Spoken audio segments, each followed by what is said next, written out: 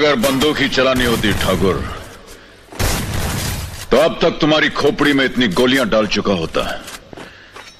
कि देखने वालों के लिए पहचानना मुश्किल हो जाता कि यह ठाकुर हंस की खोपड़ी है या शहद की मक्खियों का छत्ता। अगर बंदूक ही चलानी होती ठाकुर, तो अब तक तुम्हारी खोपड़ी में इतनी गोलियां डाल चुका होता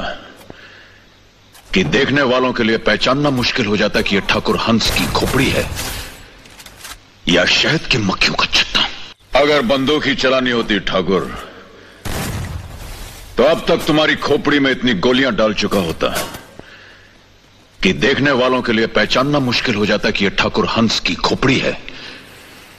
या शहद की मक्खियों का छत्ता। अगर बंदूक ही चलानी होती ठाकुर, तो अब तक तुम्हारी खोपड़ी में इतनी गोलियां डाल चुका होता कि देखने वालों के लिए पहचानना मुश्किल हो जाता कि यह ठाकुर हंस की खोपड़ी है या शहद की मक्खियों का छत्ता। अगर बंदूक ही चलानी होती ठाकुर, तो अब तक तुम्हारी खोपड़ी में इतनी गोलियां डाल चुका होता कि देखने वालों के लिए पहचानना मुश्किल